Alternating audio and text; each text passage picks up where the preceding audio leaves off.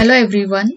In previous topic we have studied the most important part of the operating system, that is user mode and kernel mode, and how the switching happens between the user mode to kernel mode. We also seen the monolithic type of kernel. So monolithic type of kernel we find out in earlier versions of the Windows as well as in the Unix Linux based operating system.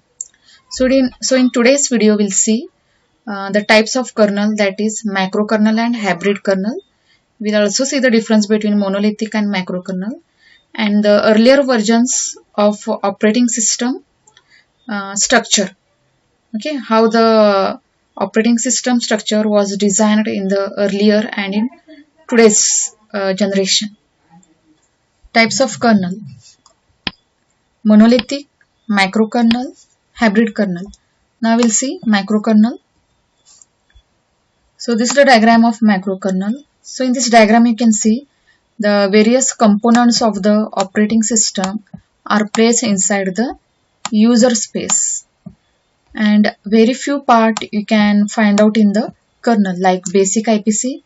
IPC is nothing but inter-process communication, and it is one type of communication between the user space and kernel, and some basic part of memory and CPU scheduling. So that's why the kernel is very small in size, because only few components are available in the kernel space. So these components are also called as modules, or it is also called as servers or processes. If you see in this diagram monolithic, the various components of the operating system are placed everything inside the kernel space. That's why this kernel of the monolithic is bigger in size, whereas very few part is available in the macro kernel. So the macro kernel is very smaller in size. Okay, and one more thing, so these modules communicate with each other with the help of a message passing. So that's why it takes very longer process, that is, it is because of that its performance is slow. There is no direct communication. They have to communicate with help of a message passing, because they are divided into the different modules and those are placed inside the different address space. That's why they need the message passing.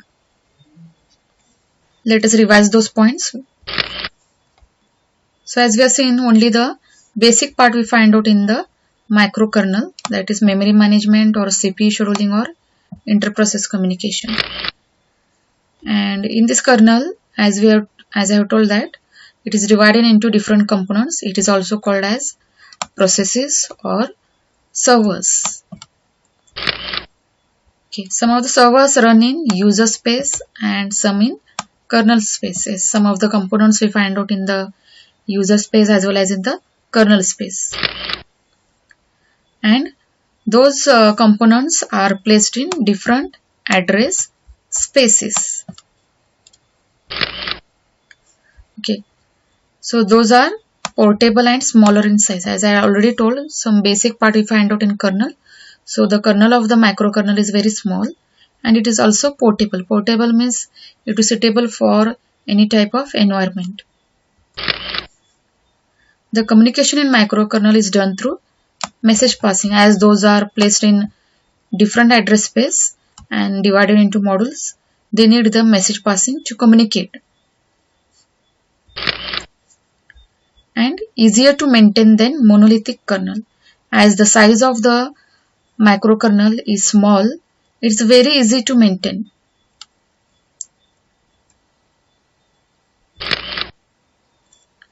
Okay, performance is low. Okay, so because of message passing, it takes a long time to communicate between the user space to kernel space, because which requires kernel permission and thus increases access time and lowers the performance. As it is more secure, even if one service crashes, others can function properly because of separation, as because those are placed in different modules and different space. Even if one of the service fails, even if one of the component fails, the other components keep on working. So we can find out this type of macrokernel in the operating system like Mac, Minix and QNX. Now we'll see difference between monolithic kernel and macrokernel. In monolithic kernel, user services and kernel services are under the same address space, whereas in macrokernel, user services and kernel services are under different address space. All components of operating system are in kernel space, whereas kernel uses only IPC and CPU scheduling in a kernel. So this 2 point indicates that all the components of operating system are in kernel space. That's why they have a single address space, and here the components are distributed. Some of the components you find out in service user services and some in kernel services. In the kernel services we have only basic components like IPC, CPU or memory. Next, direct interaction happens between modules in monolithic. Interaction between component is done by message passing.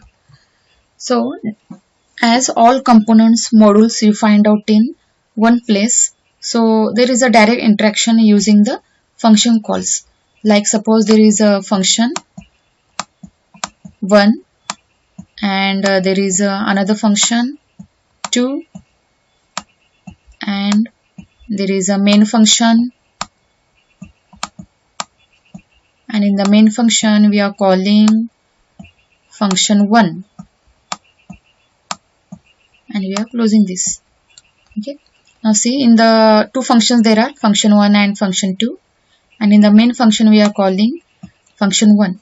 That means there is a direct communication between from one function to another function, and the execution is fast because of that, because those are under the single address space. So using a normal function call or procedure call, we can communicate very easily and it is very faster. Whereas interaction between components is done by message passing here in microkernel, because see, components are in different address space, and if the components wants to communicate, they have to communicate using message passing, and those are some of the components are in user space, some of the components in kernel space. That's why the communication takes very slow process, and those are execution is also very slow here. In monolithic kernel, difficult to maintain and debug and to add new services. Okay, as it is bigger in size, and if you want to add any new services, it is very difficult to maintain and debug. Whereas in microkernel, adding new services is simple, as it is easy to maintain and debug, and also to add any services it is very simple because kernel is in very small size. If any module fails, entire system fails. As if any of the component stops working, the entire system is going to be stopped. Whereas in microkernel, if any of the module fails, others are unaffected. As if any particular module fails, component fails, it is not going to affect any other component module. Your system still continues to work. Here in monolithic kernel, performance execution is fast because all components are in single space and communication happens with the function call. Performance execution is slow because components are in different address space. Communication has to happen with the message passing. Because of that, it is going to be slow in performance. Portable and bigger in size, monolithic kernel, whereas microkernel is non-portable and smaller in size. Next we'll see hybrid kernel. So hybrid kernel combines the benefits of both monolithic kernel and macro kernel. So monolithic kernel high speed feature and macro kernels small size of kernel and modularity gives the best performance in the hybrid kernel. In this diagram you can see in the user mode we can find out only two modules components here, that is file server and Unix server. Okay, file server is nothing but file management. Unix is related to the memory management. Application IPC and device driver. Application IP is related to the communication. Device driver is nothing but related to the device management. Okay, application IPC and device driver has been moved up to now kernel if you compare it to the microkernel. And also the basic features like CPU scheduling, virtual memory and basic IPC, okay, which are very important part of the kernel, are still placed in the hybrid kernel here. Now in the latest operating systems you can find out this hybrid kernel because it has the feature of high speed as well as small kernel and modularity. Let us revise those points. A hybrid kernel is an operating system kernel architecture that attempts to combine aspects and benefits of both microkernel and monolithic kernel. Hybrid kernel runs the application of IPC and device driver in kernel mode, and in user mode is Unix server, file server and application. So hybrid kernel we find out in Windows operating system. In the latest Windows operating system like Windows NT and Windows 8, Windows 10. So it has both features of monolithic and microkernel. And we can also find out this hybrid kernel in Apple's Mac operating system and Mac's iOS for mobiles operating system. Operating system structure. There are various ways of the operating system, that is MS-DOS, Unix and microkernel.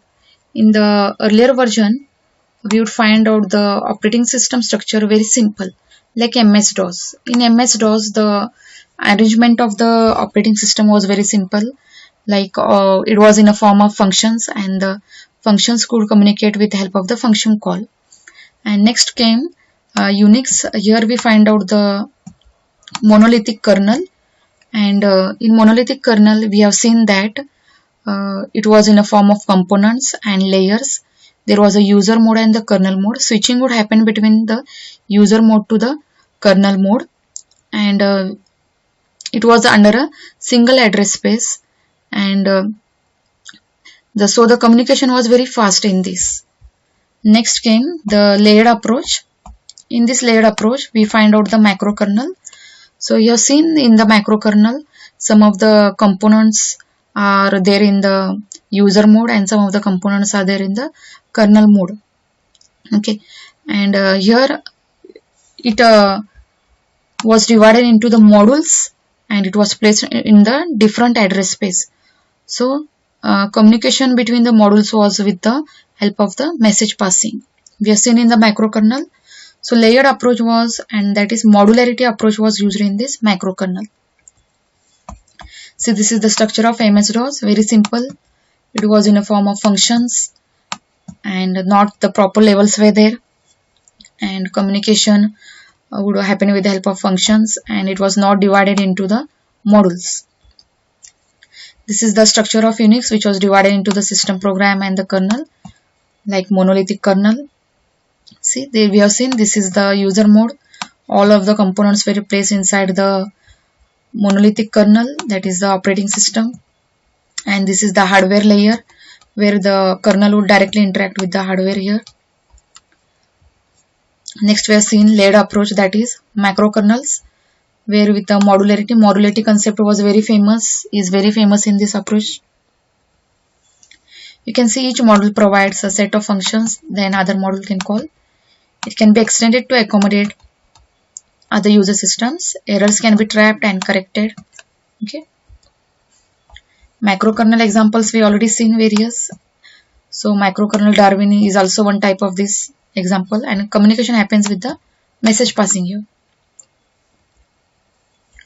Okay, this is the macro system structure which I have seen. So some of the components we find out in the user mode, some of the components are placed in the kernel mode.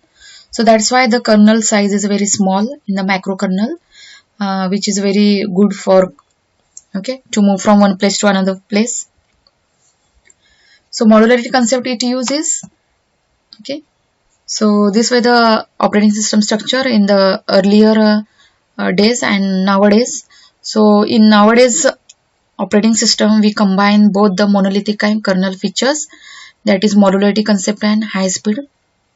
That's why in the latest operating system we find out these structures. I hope you understood all the types of the kernel. Thank you.